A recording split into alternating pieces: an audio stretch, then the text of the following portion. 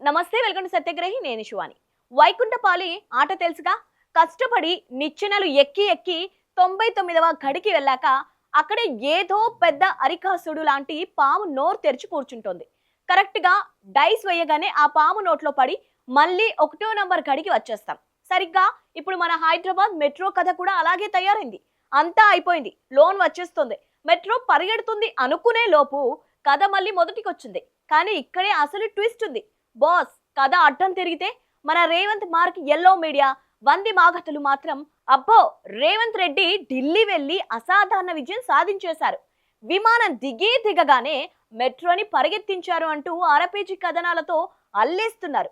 అసలు ఢిల్లీలో ఏం జరిగింది? లోన్ ఎట్టిపోయింది? కన్సల్టెన్సీ ఫీజులు ఎలా బూడిదలో పోసినా పన్నీరయ్యాయి? రేవంత్ రెడ్డిని కాపాడటానికి Chandrababu and yellow media batch పడుతున్న కష్టాలేంటి?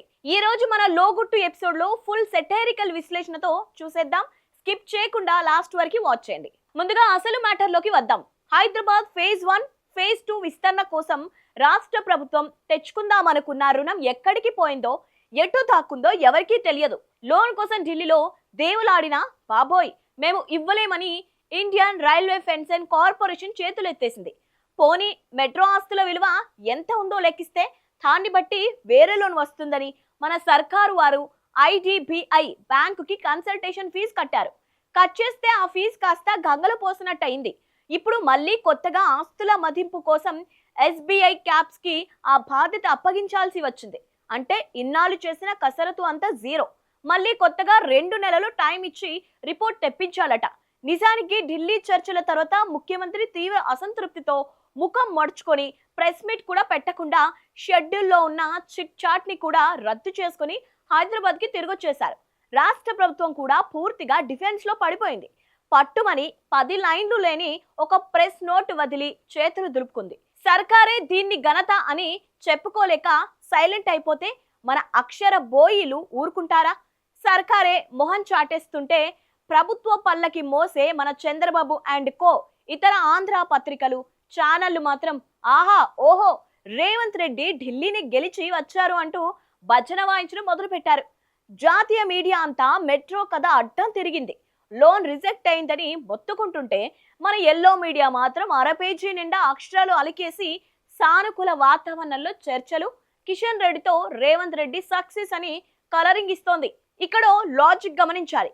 ఒకప్పుడు ఇదే మీడియా తెలంగాణకు సంబంధించిన ఏ చిన్న సమస్య వచ్చినా అప్పటి బీఆర్ఎస్ ప్రభుత్వాన్ని కడిగి పారేసేది. కానీ ఇప్పుడు కాంగ్రెస్ సర్కార్ వస్తే చాలు, రేవంత్ రెడ్డి ఏం చేసినా అది అసాధారణ విజయం. ఎందుకంటే వెనుక గురువు గారు చంద్రబాబు ఉన్నారు కదా. ఏపీలో కూటమి ప్రభుత్వం, తెలంగాణలో కాంగ్రెస్ ప్రభుత్వం. ఈ రెండింటికి కామన్ ఫ్రెండ్స్ ఈ ఎల్లో మీడియా గ్రూప్స్. రేవంత్ రెడ్డికి చిన్న స్క్రాచ్ పడినా చంద్రబాబుకి గుండె నొప్పి వస్తోంది. అందుకే తెలంగాణకు కీలక ఆస్తి అయిన మెట్రో విషయంలో ప్రజల కళ్లకు గంతలు కట్టడానికైనా సిద్ధపడ్డారు. కానీ రేవంత్ రెడ్డి ఇమేజ్ తగ్గించడానికి వీల్లేదు అని డిసైడ్ అయ్యారు. ఇక మన కేంద్ర మంత్రి కిషన్ రెడ్డిని కూడా ఈ సీన్ లోకి లాగారు. మెట్రోపై ముందడుగు పడింది. 2 నెలల్లో నివేదిక వస్తుందని ఆయనతో ఒక స్టేట్మెంట్ ఇప్పించేసి దాన్ని ఒక పెద్ద మైలురాయిగా ప్రొజెక్ట్ చేశారు. అరే నాయనా, already Japan international cooperation agency okay చేసిన ఫేజ్ 2 విస్తరణను, ఫేజ్ 1 లోన్ల వ్యవహారాన్ని మళ్ళీ మొదటి నుంచి స్టడీ చేయడానికి ఒక కొత్త కన్సల్టెంట్ ను పెట్టడం ముందడుగా లేక వెనుకడుగా? తెలంగాణ ప్రజల సొమ్ముతో నడిచే ప్రాజెక్టు చంద్రబాబు మార్గదర్శకత్వంలో రేవంత్ రెడ్డి హయాంలో ఎట్టుపోతుందో అర్థం కాక ప్రజలు తలలు పట్టుకుంటే ఎల్లో మీడియా మాత్రం ఈ అట్టర్ ఫ్లాప్ ఢిల్లీ టూర్ ని బాహుబలి రేంజ్ సక్సెస్ లాగా చూపిస్తోంది. తెలంగాణ ప్రయోజనాల కంటే వీళ్లకు రేవంత్ రెడ్డిని కాపాడటమే ఎక్కువైపోయింది. అందుకే సీనియర్ పాత్రికేయులు సైతం తెలంగాణ ఆస్తి అయిన మెట్రో విషయంలో ఇంత ఘోరంగా ప్రజల కళ్ళకు గంతలు కట్టడం క్షంతవ్యం కాదు అని మండిపడుతున్నారు. సో అది సంగతి. అయిందొకటి, అచ్చొత్తిందొకటి. అంటే ఇదే, ఢిల్లీలో లోన్ రాక చర్చలు ఫలించక రేవంత్ రెడ్డి సైలెంట్ గా వస్తే ఎల్లో మీడియా మాత్రం బాజాలు భజంత్రీలు మోగించేసింది.